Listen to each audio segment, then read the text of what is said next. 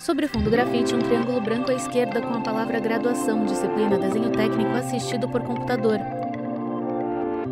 Olá pessoal, sejam bem-vindos à segunda aula da semana. Técnicas de criação de desenhos isométricos. Então, nós vamos acompanhar um passo a passo, né, da construção, tá, de um objeto isométrico, tá, passando aí os maiores detalhes possíveis para vocês. O professor Antônio Francisco Savi usa camisa xadrez azul e calça jeans escura. Ele está em pé atrás de um púlpito de acrílico e de costas para o cenário do estúdio da Univesp, com puffs em tons de azul e fundo amadeirado. Sobre o púlpito, manuseia um dispositivo para controlar a apresentação de slides, que tem fundo vinho e surge em tela cheia ou com efeitos gráficos à direita do professor em um plano mais aberto do estúdio. No primeiro slide, o nome da disciplina e o título da aula, Técnicas de Criação de Desenhos Isométricos. No slide seguinte, o título Desenho Isométrico, Processo de Construção, e o tópico Acompanhe o passo a passo. No lado esquerdo do slide, desenho em perspectiva de um paralelepípedo com rebaixo quadrado no canto superior direito. Ao redor do objeto, as dimensões são dadas por setas de cotas com as medidas.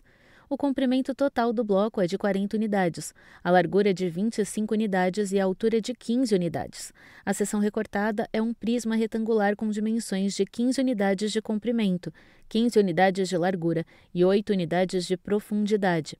Fonte de todas as figuras, Perspectiva Isométrica 2023. Então aqui nós temos um objeto isométrico aqui com algumas dimensões, né?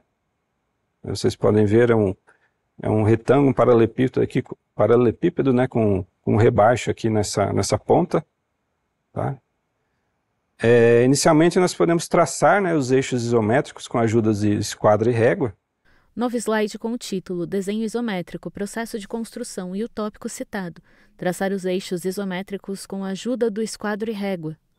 À esquerda, desenho de uma superfície retangular com uma folha de papel presa com fita adesiva nos 4 cantos.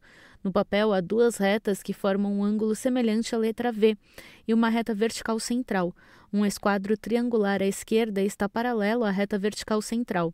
Outro esquadro triangular à direita está paralelo à reta direita do desenho. Na parte inferior do desenho, há uma régua horizontal que se estende por toda a largura da superfície e funciona como base para alinhar os esquadros. Vocês podem ver que aqui, né, está utilizando uma mesa ou uma prancheta, né, no qual tem uma régua, né, que ela tem essa retitude aqui, né, e você usa os esquadros, né, para a construção dos ângulos, aqui do 30 graus e aqui o ângulo de 90 graus. O papel foi fixado aí com fita adesiva, tá? Então essa régua ela corre aqui através de uma cordinha aqui, existem mesas assim, tá? Mas pode ser utilizados outros recursos, tá? Que não essa régua. Mesmo aquela régua T, né, que foi demonstrada na outra aula. Novo slide com o texto, usar eixos para marcar altura, largura e comprimento. À esquerda, desenho da folha de papel fixada com fita adesiva nos 4 cantos e com o desenho das 3 retas que agora formam um eixo tridimensional, com altura, largura e comprimento. A reta vertical central representa a altura, enquanto as 2 retas que formam um ângulo semelhante à letra V representam o comprimento e a largura respectivamente. Cada uma das retas possui um pequeno traço transversal. Então aqui eu construí esses 3, né, os 3 eixos, né, com a ajuda dos esquadros, colocando já as dimensões, né, essas dimensões aqui, né, do objeto. O professor retorna para o slide do paralelepípedo e passa o cursor sobre as arestas. Em um novo slide, o texto, por meio de retas paralelas, fechar o objeto. À esquerda, o desenho com os 3 eixos é complementado com retas paralelas que fecham o objeto para formar um paralelepípedo. As retas verticais e horizontais foram estendidas e duplicadas para criar as faces laterais e superior do bloco. Há 2 novas linhas verticais, uma no lado esquerdo do comprimento e outra no lado direito da largura. Elas delimitam os vértices superiores do paralelepípedo, que é formado com mais 4, que representam a face superior do sólido. 2 esquadros triangulares estão posicionados sobre o papel para auxiliar no alinhamento das retas paralelas e completar a forma tridimensional do objeto. Então, Lembrando que essa construção tem que ser em linhas finas, né, e bem leves, né, para no final do desenho você poder apagar, né, essas linhas de construção. Então aqui de novo, acompanhou, né, com o esquadro aqui, esse ângulo de 30 graus, né, que é, né, acompanhando, né, essa linha paralela de baixo, né, ângulo de 30 graus, construindo aí esse polígono. Tomando aqui as outras medidas, tá, daquele rebaixo, né, que vai ser mostrado aqui. Slide com o texto marcar dimensões parciais do objeto. À esquerda, o desenho do objeto tridimensional em 3 marcações próximas do canto inferior direito do bloco e que indicam onde haverá um rebaixo. As marcações são pequenas, traços transversais nas arestas e estão indicadas por setas cinza. Há uma marcação na base do comprimento, outra marcação está na altura e a terceira marcação está na profundidade. No slide seguinte, o texto. Por meio de retas paralelas, completar o volume. A nova imagem mostra a evolução do desenho anterior. Novas retas paralelas completam o volume do rebaixo no bloco tridimensional e delineiam claramente o rebaixo, criando um bloco retangular menor dentro do paralelepípedo. Essas linhas adicionais ajudam a visualizar a área do material que será removida para formar o rebaixo. Em relação ao comprimento, o rebaixo está localizado no lado direito, na parte superior. Então, por meio de retas paralelas também, né, lembrando que eles têm que ser acompanhados também, tem que ser paralelas, né, sempre no 30 graus. Então, foi, né, construído aí o esboço do rebaixo, tá? Foi reforçado os traços, né, que vai, né, do objeto final, tá? Em um novo slide, a indicação, reforçar os traços. A nova imagem tem traços reforçados em negrito, que delineiam um contorno principal do bloco tridimensional e do rebaixo, e destaca claramente as arestas e os limites das duas formas. Para essa demonstração. Pode-se ou não apagar, né, isso é opcional, né, dependendo do tipo de desenho que você vai demonstrar, né, pode ser opcional. Mas se a linha for bem fina e não atrapalhar, né, a visualização do desenho final, né, pode ser deixado sem problema algum. Tá? Mas isso é opcional também. Agora, como nós construímos, como se você representa um furo, né, na perspectiva isométrica, também tem um passo a passo de criação. Tá? Então a perspectiva isométrica do círculo será uma elipse inscrita em cada face do cubo. Slide com o texto. A perspectiva isométrica do círculo será uma elipse inscrita em cada face do cubo. À esquerda, desenho de um cubo de contorno preto com 3 faces visíveis. O topo, a face lateral esquerda e a face lateral direita. No centro de cada uma das faces há uma elipse cinza que preenche quase toda a face. Fonte Silva 2023. Então, se isso aqui é um cilindro, né, ou se ele é um furo, então dependendo do desenho, você tem que construir uma ou mais elipses aí na sua perspectiva isométrica. Como que isso é feito? Slide com o título Círculo Isométrico, Processo de Construção. Abaixo o texto. Determinar o ponto médio dos segmentos da reta. À esquerda, desenho de uma folha de papel fixada com fita adesiva nos 4 cantos.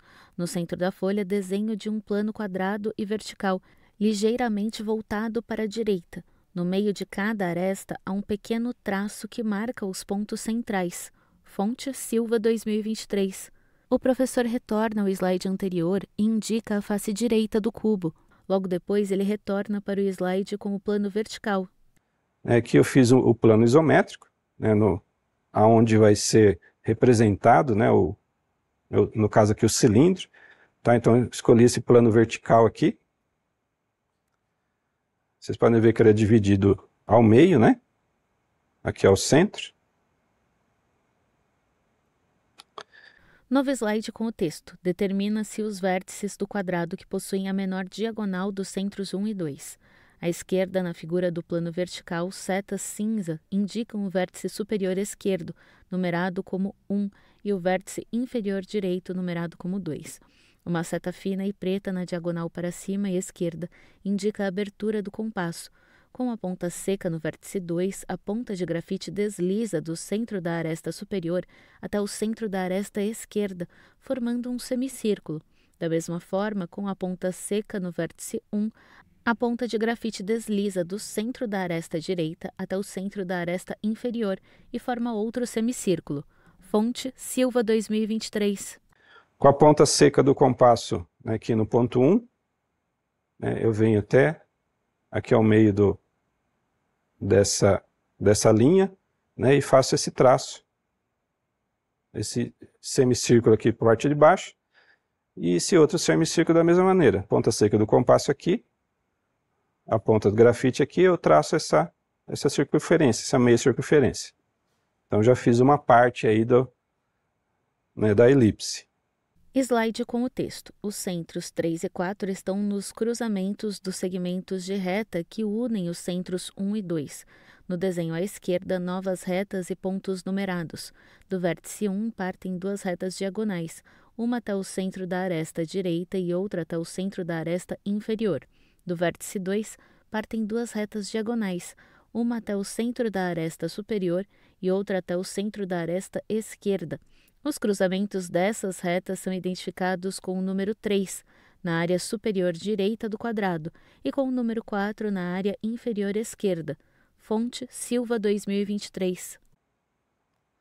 A outra, né, para complementar a outra parte da elipse, eu uno esses dois pontos, né, ou seja, esse vértice aqui ao meio da linha de cima, é ao contrário, da mesma forma do outro lado, crio o ponto 3 e 4, com a ponta seca do compasso no ponto 3 e o grafite aqui ao meio dessa linha, eu faço o contorno, né, terminando aí o contorno da elipse. Slide com o texto. Nos centros 3 e 4, traçar arcos concordantes com os arcos traçados anteriormente. Na figura, outros dois semicírculos estão traçados. Com a ponta seca do compasso no ponto 3, o grafite desliza do meio da aresta superior até o meio da aresta direita e forma um semicírculo. Com a ponta seca do compasso no ponto 4, o grafite desliza do meio da aresta esquerda até o meio da aresta inferior e forma outro semicírculo. Fonte Silva 2023. Tá ok? Então eu fiz essa elipse aqui nesse plano. Então eu reforço os arcos da circunferência e tenho aí, né, o topo aí, né, de um...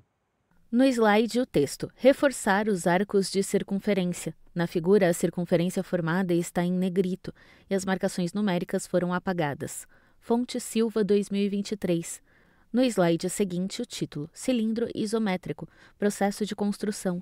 Abaixo, o texto. Proceder da mesma maneira do círculo nas duas extremidades. À esquerda, desenha em perspectiva de um cubo com elipses em duas faces opostas, com várias construções geométricas internas e que formam um cilindro entre as elipses. Em cada fase com uma elipse, há 4 interseções marcadas com pontos pretos, relacionados aos pontos 1, 2, 3 e 4 da figura bidimensional. Fonte Silva 2023. De um cilindro. Eu posso fazer a mesma coisa, né, paralelamente, né, no comprimento que eu desejar, né, fazendo os mesmos traços, né, ligando-se às extremidades aqui das duas elipses, eu posso representar um cilindro, né, fica representado um cilindro, tá ok? É bem trabalhoso? Sim, é bastante trabalhoso, mas o resultado é perfeito, né? Slide com o título. Curvas isométricas, processo de construção. Abaixo o texto. Com essa técnica consegue-se uma infinidade de formas, seguido de duas figuras. À esquerda, desenho de um plano retangular horizontal, levemente inclinado na direção do canto superior esquerdo. Dentro do retângulo há 3 pequenos quadrados. Dentro de cada quadrado há um círculo e 4 linhas se cruzam e formam 2x. A disposição dos quadrados dentro do retângulo é a seguinte: um no canto superior esquerdo com o vértice superior esquerdo arredondado, um no canto superior direito com o vértice superior direito arredondado, e um quadrado centralizado e rente à aresta inferior com os vértices superiores arredondados e que formam um recorte em U, cuja abertura é voltada para o canto inferior direito da imagem. No lado direito da imagem, desenho da peça em perspectiva, com formato semelhante à letra C. A peça é retangular e sólida, com os cantos superiores arredondados, virados em direção ao canto superior esquerdo da imagem. Os cantos inferiores, virados para o canto inferior direito da imagem, são quadrados. Entre os cantos quadrados, há um entalhe em forma de U removido. Fonte Silva 2023. Essa técnica pode ser usada para qualquer coisa, né? Você fazer, né, para você realizar esse canto aqui desse objeto aqui, ó do que partiu, né? Então essa é a parte de baixo aqui do meu desenho. Então precisei construir as 3 elipses inteiras, né? Para eu usar só essa pequena parte aqui para poder representar essa parte desse desenho, tá? Então de novo, né? É bastante trabalhoso, mas é necessário, né? É claro, gente, que se você está desenhando um esboço, né? Um esboço só para demonstração, né? É claro que você vai fazer isso aqui sem utilizar a técnica, né? Mas se você tem um desenho mais criterioso, né, para essa demonstração, né, você pode usar essa técnica, né? E mesmo que você não tiver um compasso, só tiver régua e, né, o esquadro, né, você pode tentar, né, realizar esse contorno esférico aí, né, sem o compasso também, né? Ou seja, vai ficar cada vez mais perto da realidade, né, conforme o tipo de instrumento que você vai utilizar, tá? Então, né, ele pode ficar bem, né, não muito simétrico, tá ok? O professor retorna para o slide que tem a figura plana com um círculo de contorno grosso. Então são essas as técnicas mais simples, né, e mais utilizadas aí para o desenho de objetos isométricos, tá? Novo slide com tópicos sobre a semana 6. Adquirir a habilidade de representar objetos tridimensionais em desenhos isométricos. Objetivos específicos da semana 6. Introdução ao desenho isométrico e sua aplicação na representação de objetos tridimensionais. Aula 16. Técnicas de criação de desenhos isométricos. Prática na representação de objetos em desenhos isométricos. Aula 17. Então essa aula foi técnicas de criação de desenho isométrico. A próxima aula a gente vai praticar mais ainda na representação de objetos em desenho isométrico, desenhando algumas coisas um pouquinho mais complexas, tá? Né, para fixação aí do conhecimento de vocês. Lembrando, pessoal, novamente eu insisto, né, quase toda aula, né, de vocês treinarem, tá? Treinarem muito, mas treinarem bastante mesmo, né? Agora que vocês aprenderam, né, a criação das vistas isométricas, né, treinarem objetos, por exemplo, na sua casa. Tá? Você está sentado ali e fala, vou desenhar aquela caneca ali em perspectiva, vou fazer a vista dela, né? Eu vou fazer o corte para representar alguma coisa dentro daquele objeto. Tá? É importante esse treino, porque você vai estar treinando a sua visão, né, para desenhos, né? E mesmo colocar cotas, né, medir lá com a régua, né, o quanto tem essa caneca para fazer uma perspectiva mais real possível. Tá? É muito importante isso. Tá? Participar dos fóruns, né? Participar dos desafios. Né? Existem desafios aí de desenho à mão livre, né? Participar disso.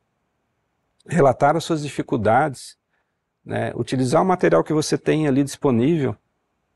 Não tenho tempo de comprar isso, comprar aquilo. Usa o que tem, acho que um lápis, um papel, uma caneta, você sempre tem em casa. Então, realizar isso continuamente, né, só assim você vai conseguir ter essa visão profissional aí do desenho técnico, tá? Então, tá, mais uma vez, aqui estão as referências bibliográficas, tá? Novo slide com as referências bibliográficas Lick, James, M. e Jacob L. Borgerson. Manual de Desenho Técnico para a Engenharia. Desenho, Modelagem e Visualização. Disponível em Minha Biblioteca, segunda edição. Grupo GEM 2023. Morlin Ken. Desenho Técnico e Geométrico. Disponível em Minha Biblioteca, Editora Alta Books 2016. Silva Janine Gomes dá, disponível em edifica2009.files.wordpress.com. Acesso em 21 de outubro de 2023. Dos desenhos e do conteúdo. E bons estudos, aproveitem bem, gente, o material e até a próxima aula.